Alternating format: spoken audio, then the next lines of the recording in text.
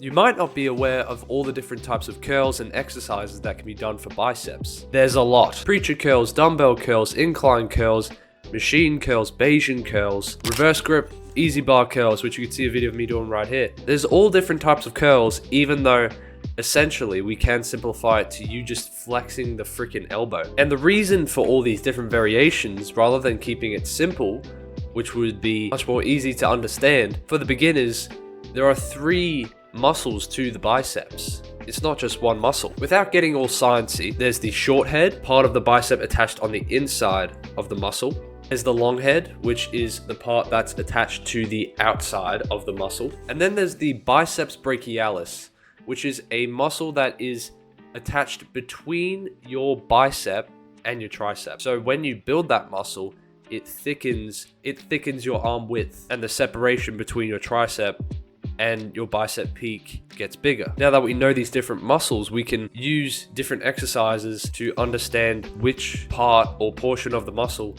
that these exercises target and hit. The most popular case is the hammer curls versus regular dumbbell curls. So many people don't know why hammer curls exist as an exercise and what is the difference between both of the exercises. Just quickly, if you don't know what hammer curls are, they are essentially where you shape your arm as a hammer and you do a sus motion that I just did, but you basically do it with a neutral grip. You do the same curling motion, but with a neutral grip with dumbbells typically. That compared to a regular curl, which is the most popular form of a curl, it's also known as a supinated curl. Supinated means your hand is turned so it's facing the sky, so the palms are facing the sky. That is a regular supinated dumbbell curl. Now, what are the differences between the two? Starting with the regular dumbbell or regular barbell, you can use whatever you want. Starting with the regular supinated curl. These target the short head and the long head of the bicep mainly. This is because both of those heads are equally stretched and loaded under tension throughout the whole movement. Hammer curls target the brachialis mainly, the separator muscle between your biceps and your triceps. On top of that, hammer curls also focus on your forearm muscles, more so than regular curls.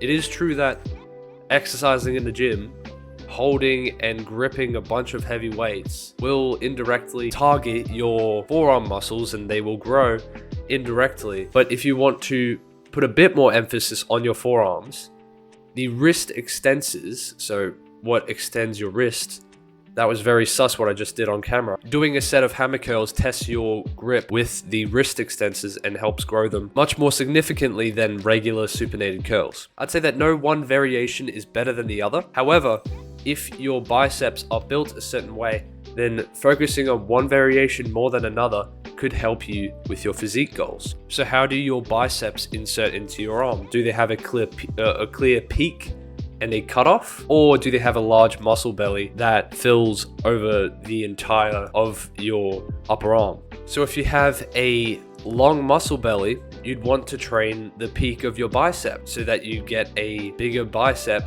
peak when flexing. You can maximize these through regular curls. But if you want to maximize the thickness of your biceps in relation to your triceps, then hammer curls may be your go-to for a bit. But I will recommend just varying these exercises every month or two to keep the variation and the different heads of the biceps stimulated. Bonus tip as well is that I would recommend doing both versions of the curl and other variations that you can think of on an incline bench. This is where you are leaned back, more so a 65 to 45 degree angle incline. This is where momentum is thrown out of the equation and your elbows are brought back and locked against gravity. That means when you flex your arm, your elbows are more likely to stay in place and it targets the muscle in a much deeper stretch. So do both these variations on an incline bench for best results. And I hope you learned the differences between different curls. And I hope you can utilize that for your next workout to get some gains and build that fucking sick physique that you've been after. Leave no more lost potential. I'm Nick Steep and I'll see you in the next one.